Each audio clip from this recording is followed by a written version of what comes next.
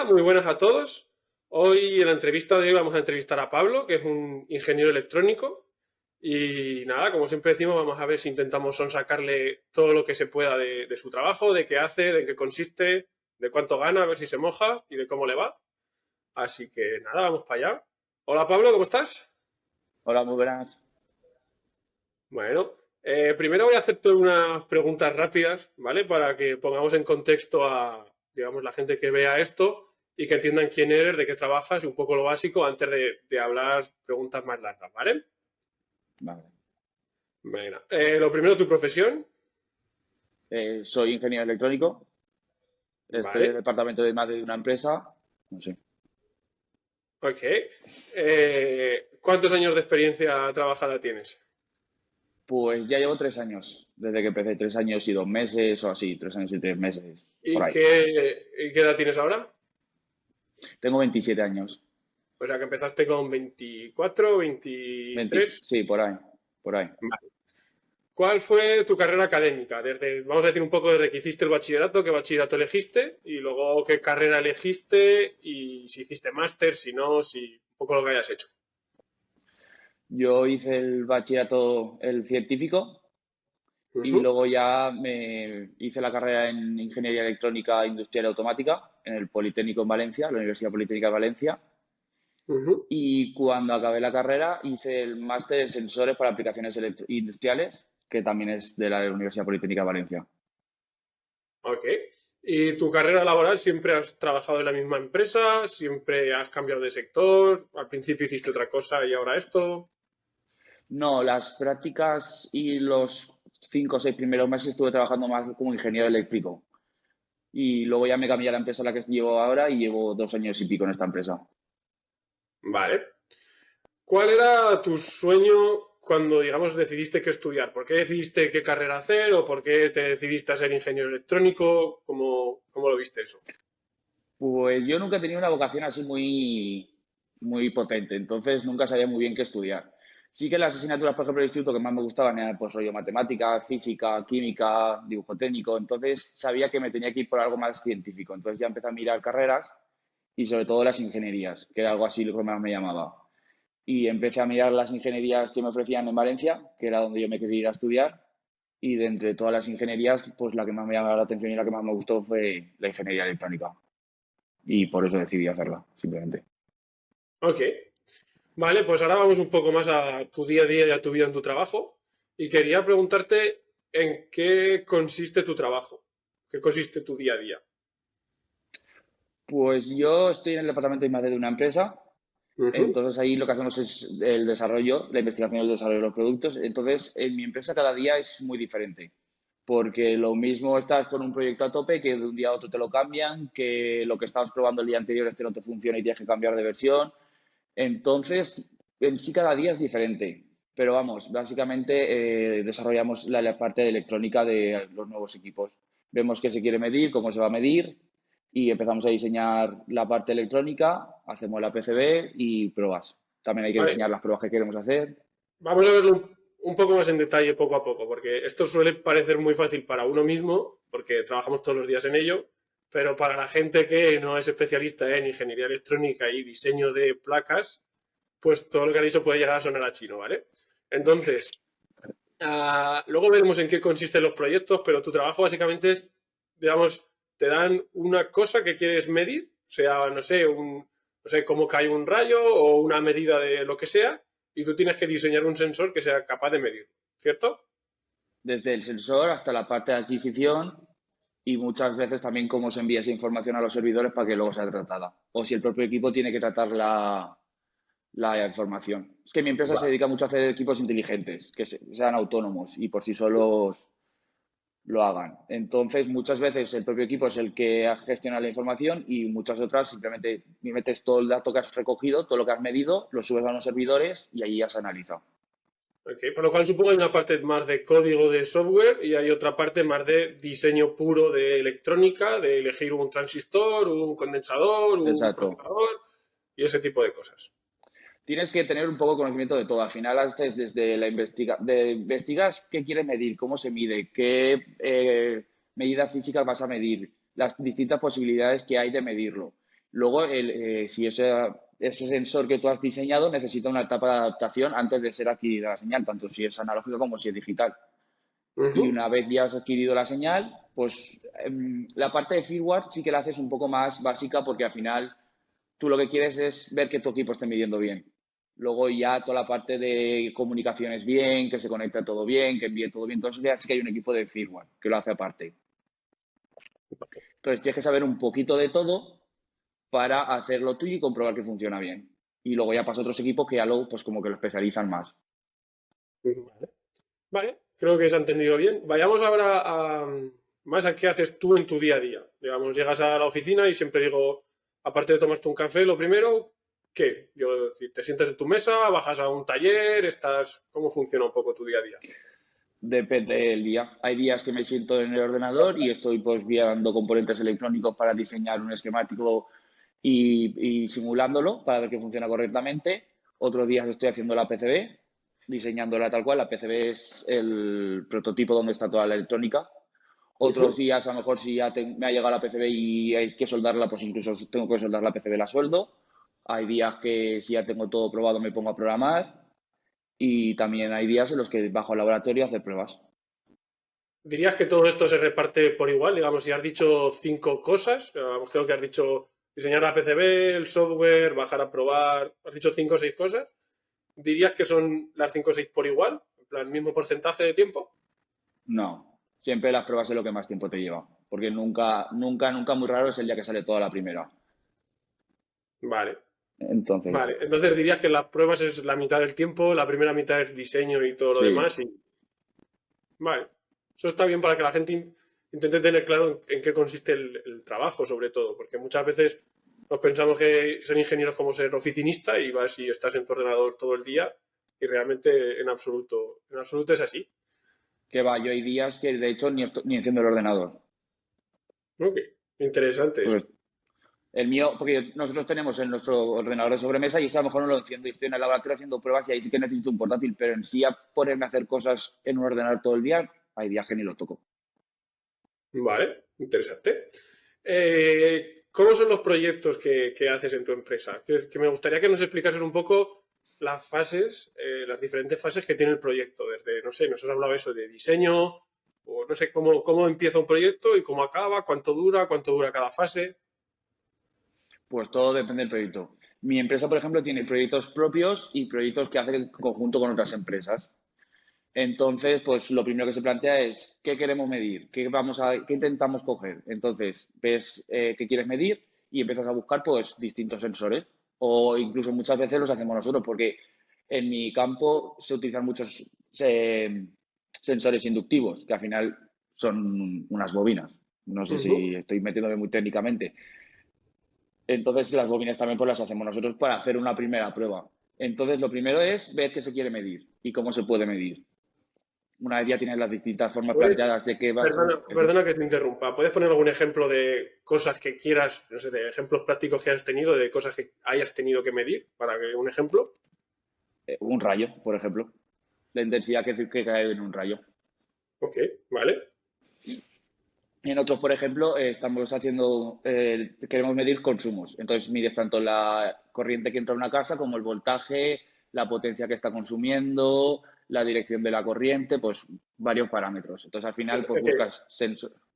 El punto de ¿Cómo? partida es la respuesta a la pregunta de qué quieres medir. Si es un rayo, pues será una Claro, intensidad. Si es una potencia de una casa, serán kilovatios. Vale.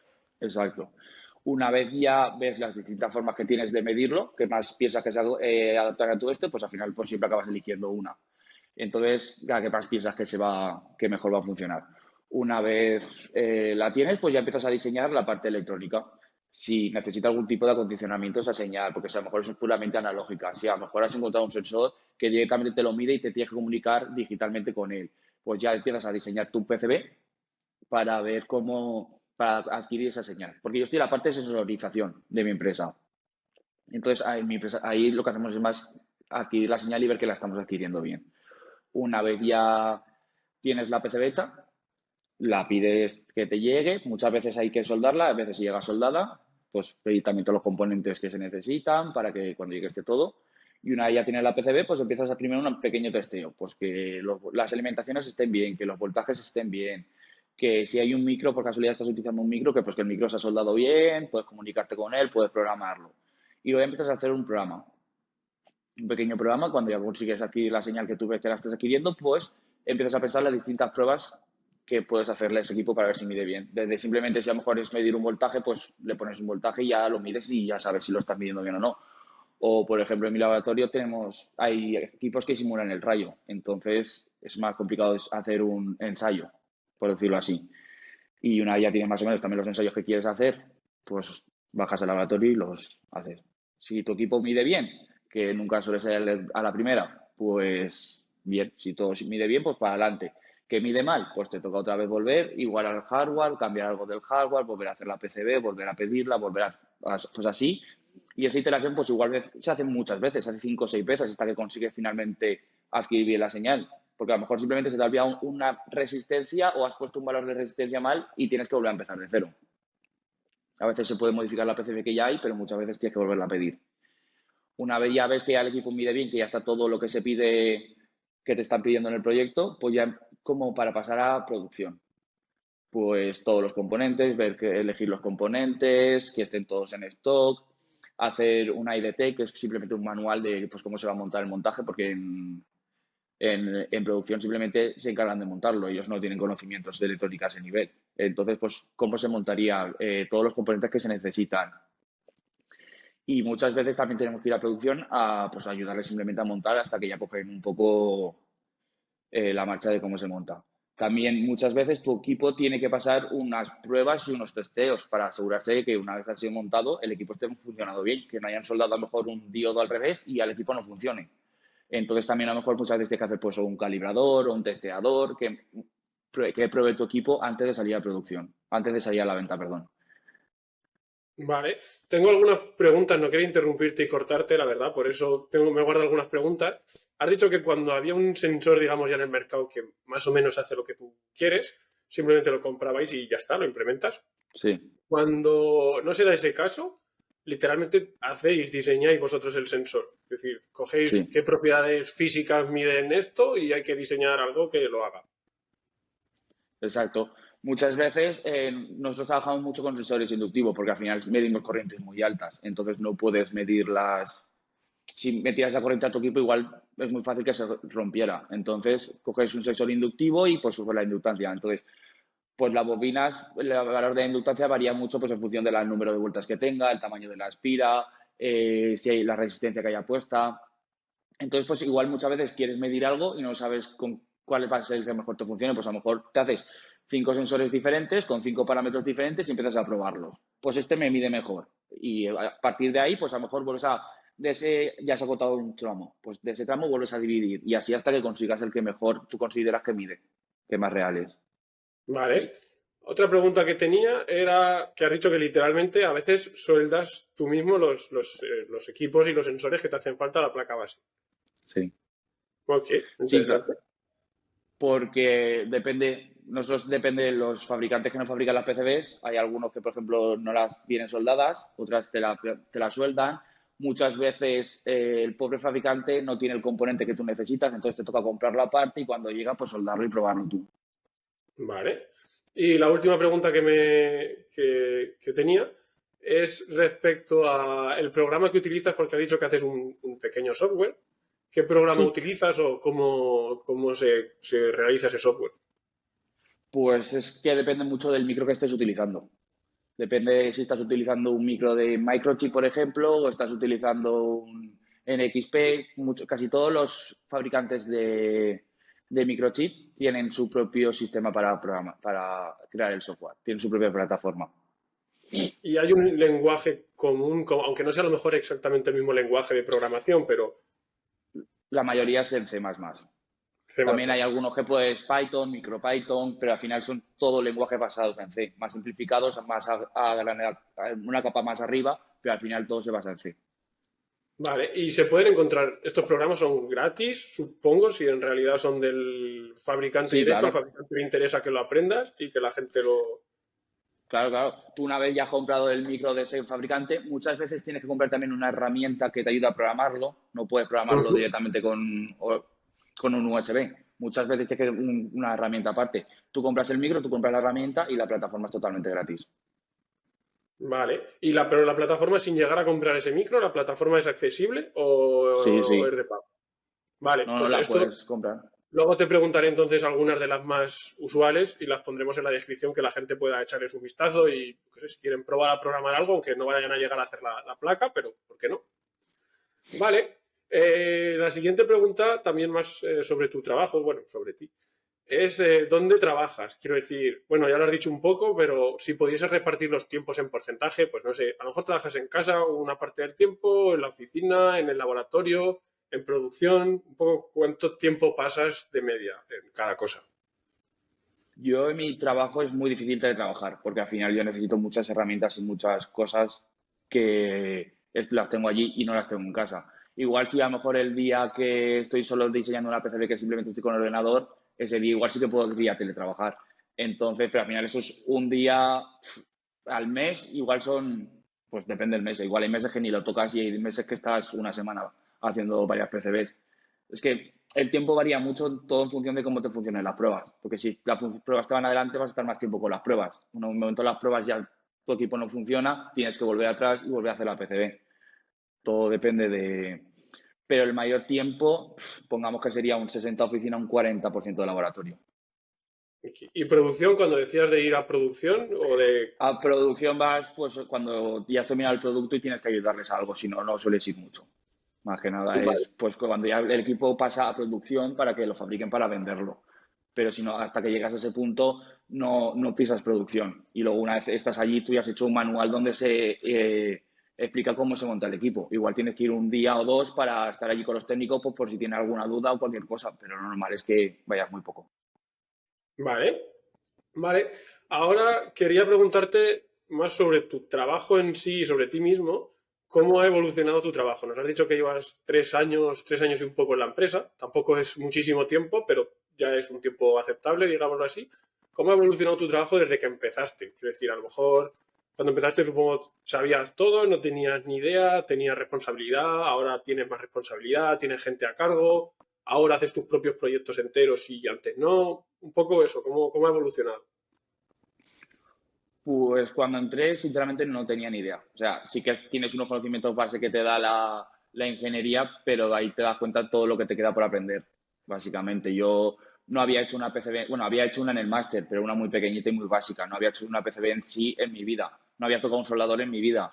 Programar como lo hago ahora no lo había hecho en mi vida. Todo eso lo he ido adquiriendo a base de tiempo. Entonces, pues al principio, pues ya te dan proyectos ya que están pues casi terminándose o proyectos que ya se han empezado, te empiezan a guiar un poco más. Más que nada para que vayas aprendiendo. Una vez tú ya vas aprendiendo, pues ya te van dando más proyectos en cual empiezas de nuevo, ya va variando mucho. Vale, vale. Y quería preguntarte entonces cómo encontraste prácticas en empresa, que no sé si hiciste, no sé si no lo has dicho, y luego cómo encontraste tu primer trabajo. No sé si en esta empresa empezaste de prácticas y luego te contrataron o si, no sé. Yo cuando acabé la carrera no hice prácticas, porque tenía muy claro que quería hacer el máster, entonces me fui directo al máster, no hice prácticas porque no quería que me dieran la posibilidad de quedarme a trabajar y no hacer el máster, que sé que Ujú. hay gente que le pasa. Entonces, directamente fui al máster directo. Cuando acabé el máster sí que hice las prácticas, lo que pasa que las hice en un sector más eléctrico, por decirlo así, estaba diseñando esquemas eléctricos. Conseguí las prácticas porque un amigo mío hizo las prácticas en esa empresa y ya lo dejaron contratado. Me dijeron que estaba buscando gente de práctica en esa empresa, eché el currículum y empecé las prácticas allí. Una vez acabé las prácticas en esa empresa así más eléctrica, me derivaron a una subcontrata que tenían, donde básicamente hacía lo mismo, pero en otra empresa. Y yo estaba en esa empresa y pues lo que hacía me gustaba, pero yo sabía que no era lo que me quería dedicar. Me gustaba más la parte de electrónica, todo lo que había visto en la carrera. Entonces, pues empecé a buscar solo ofertas de ese tipo. Solo echaba currículum y mandaba currículum a empresas y ofertas que fueran más puramente electrónica. Y en una de esas ofertas me llamaron en la empresa a la que estoy, fui, hice la entrevista y me cogieron y aquí estoy. La verdad que eres una de las pocas personas que conozco que tenía claro que quería hacer un máster de algo que le gustaba, en tu caso de sensores y de electrónica, y que luego encontró un trabajo de electrónica y de sensores de lo que sabía que le gustaba y realmente luego ese trabajo acabó gustándole. O sea, se dieron, digamos, las 3 etapas. Creo que eres la única persona que conozco que lo ha conseguido. Y me Vale. costó aprender, o sea, descubrir qué era lo que dentro de toda la electrónica y de toda la automática que también dimos en la carrera, qué era lo que más me gustaba. Pero una vez eso es que me gusta mucho más. O sea, prefiero, yo lo que hago, mi trabajo es muy cambiante, es muy manual, es muy de hacer cosas, no estoy todo el día sentado en un ordenador. Entonces, Se parece, quería hacerte esta pregunta a lo mejor, puede que sea útil. ¿Se parece la electrónica, digamos, porque has dicho que te fijaste en la electrónica que diste en la carrera y que era lo que más te gustaba, o la automática o esas cosas? ¿Realmente se parece la electrónica que viste en la carrera a lo que hoy en día haces en el trabajo? ¿O digamos fue un poco de suerte que te gustó la electrónica que se daba en su momento en la carrera y ahora te gusta también la electrónica que haces? Pero no sé, ¿es lo mismo? no, sí que se parece. Además, casualmente trabajo la electrónica que me gustaba hacer en la carrera. O sea, toda la parte de adaptación de la señal que aprendí en la carrera aquí la estoy utilizando. Toda la parte de filtrado de la señal la estoy utilizando. También mucho de lo que dimos más de digital de comunicaciones entre pues, un micro y un módem, o entre un micro y algún tipo de sensores que hay. Todo eso lo di en la carrera. Todo. No, yo creo que de lo que trabajo entre la carrera y el máster, porque en el máster también di parte de comunicación y eso, yo creo que casi todo, a muy a menor escala de lo que trabajo ahora, pero lo he dado todo. Creo que eres el caso de éxito académico, relación académica laboral exitosa, mejor que conozco, la verdad. También di muchas cosas que no utilizo para nada, pero casualmente todo lo que utilizo sí que lo di. Vale, vamos con la pregunta que hacemos siempre y que, digamos, la sociedad obliga a hacerla. ¿Hablas inglés? ¿Utilizas el inglés en tu trabajo?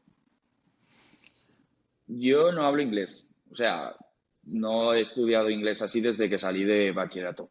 Pero yo, por ejemplo, en mi trabajo yo no contrato con clientes, yo no trato con gente, más allá de la gente que hay trabajando en mi empresa y que son de departamentos con los que trabajo o de mi propio departamento. En lo único que utilizo inglés es a la hora de leerlo, porque al final todos los datasheets y todos los manuales de cualquier componente electrónico, por muy básico que sea, todo está en inglés. Entonces, a la hora de elegir un componente, pues te toca leerte el datasheet, que es al fin y al cabo la hoja de características propias de cada componente y ver cuál es la característica que te interesan y si se adapta. ¿La documentación que nos has dicho antes que hacíais, también la hacéis en inglés o ni siquiera la hacéis en español y alguien la No, en traduce? español, en español. Otro caso de, bueno, no sé si llamaría esto éxito no saber inglés, pero bueno, muchas veces también siempre decimos que es obligado saber inglés hoy en día y, hombre, por supuesto que está mejor si lo sabes, pero tampoco vas a acabar debajo de un puente si no lo sabes. No, además, toda la parte de documentación que hacemos nosotros, casi todas en vistas a producción. Y al final la gente de producción también habla castellano. Entonces, todo en mi empresa se hace casi todo en castellano. Luego ya toda la parte de marketing y todo eso, obviamente ya es en inglés, porque mi empresa exporta a nivel mundial. Y ahí sí que es todo en inglés. Pero a la hora de yo trabajar no me afecta para nada. Vale. Vale, ahora a ver si supieses, llevas 3 años en, digamos, en esta profesión, así que no sé si vas a conseguir decírmelo, pero ¿cómo evoluciona el trabajo de este tipo de ingeniero? Me explico, nos has hablado antes un poco de cómo empezabas, que cuando ibas sabiendo más te iban dando proyectos completos o proyectos más complejos, pero y ahora, luego a partir de ahora, que, o sea, una vez tú, digamos, sabes todo tu día a día y sabes hacer un proyecto normal o complejo, luego que puedes hacer eso toda tu vida y eso es lo que hay, o irás haciendo proyectos más diferentes, o tendrás otro puesto de trabajo. ¿Cómo va eso un poco? Pues todo depende mucho también de la empresa en la que estés. Hay empresas es que a lo mejor son muy grandes y vas ascendiendo de puesto de trabajo y al final no te dedicas tanto al desarrollo, sino más como un poco más a la parte de investigación y de gestionar los proyectos.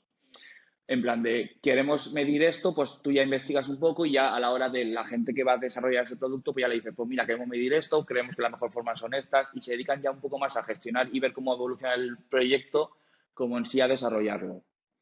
En Vale, empresas más pequeñas igual sí que te quedas haciendo los proyectos como lo estoy haciendo yo y ya está. No avanzas a más porque no hay un volumen de gente mucho más grande. vale, interesante. ¿Y cuál es, ahora vamos a hablar de pasta, a ver si te mojas? ¿Cuál es el salario inicial, digamos, de un ingeniero electrónico de este tipo? ¿Cómo evoluciona y hasta cómo, o sea, hasta dónde puede llegar? Pues es que en mi caso, por ejemplo, yo entré con un contrato que a día de hoy no existe. Entonces, yo entré con un contrato que estaba en formación, por decirlo así, y a mí durante el primer año me estuvieron pagando el 70% del sueldo base de ingeniero. El Ujú. segundo año subió al 90% y ahora ya que es donde estoy ya estás en el 100%.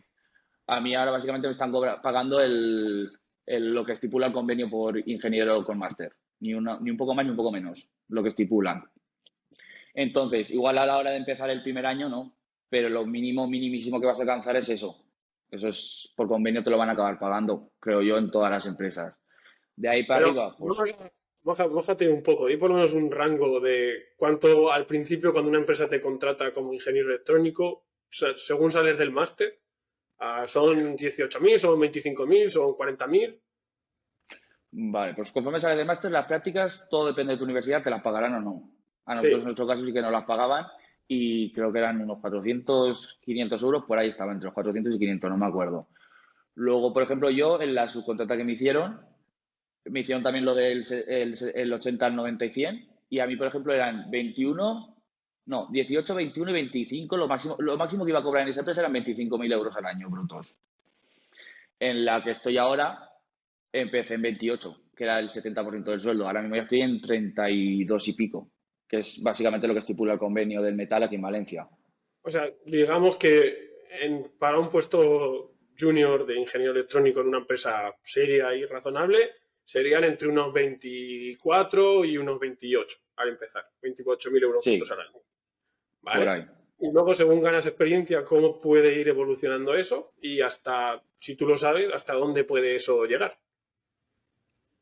Pues al Cuando final, digo, cuando digo hasta, sí. perdona, cuando digo hasta dónde puede eso llegar, me refiero si evolucionas o tienes, como hablabas antes, otros puestos de más responsabilidad que gestionen proyectos de otra gente, ese tipo de cosas.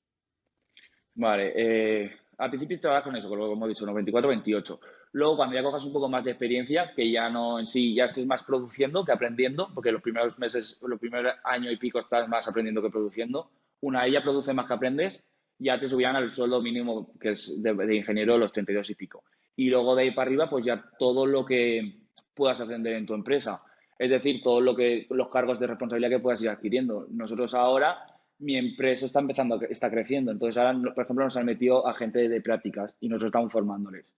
Yo espero, y ya nos han dado a entender que si, por ejemplo, esos becarios se quedasen, entrarían como por debajo de nosotros, por decirlo así. Yo estaría al cargo de esa gente. Entonces, te subirían el sueldo, porque al final, si tienes más responsabilidades, te tienen que subir el sueldo. Si no, nadie aceptaría más responsabilidad sin ningún tipo de beneficio. Y luego de ahí para arriba, pues es que yo creo que todo lo que, según la empresa en la que estés, pero es que de ahí para arriba yo creo que no hay un mínimo, pero vamos, 35, 40, para ahí para arriba. Todo también depende de tu empresa, que eso cambia mucho, creo yo. Vale, vale, bueno, ya te dejo en paz con el tema del dinero. Ahora es una pregunta, ya vamos a cerrar la entrevista, y es perdón, una pregunta un poco más personal. Y es que sabiendo todo lo que sabes hoy, después de tu experiencia laboral y todo por lo que has pasado, ¿qué habrás hecho, especialmente en los años de universidad, para potenciar tus competencias? O sea, para que llegues al mercado laboral y te vaya mucho mejor de lo que te fue y que aprendieses de tus errores. Me explico un poco eso que nos pasa a todos, de que vamos bachillerato, carrera, máster y luego te estampas contra un muro porque realmente no sabes lo que sabes. ¿Qué harías?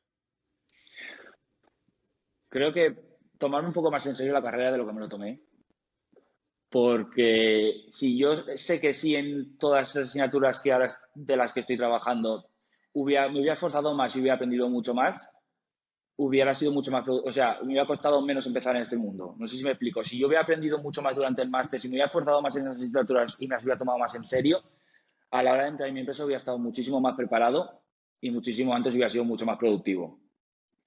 Y me Ok. hubiera ayudado mucho y muchos dolores de cabeza de investigar cosas y tener que aprenderlo por tu cuenta, cuando si lo hubiera hecho en la carrera, me lo hubieran enseñado y hubiera tenido a quien recurrir. Ahora es puro altruismo, todo por tu parte, tienes que aprender, además estás en constante aprendizaje, porque al final si estás en la electrónica cambia cada nada, siempre hay algo mejor, siempre hay algo diferente, siempre te cambian algo y siempre vas a estar aprendiendo.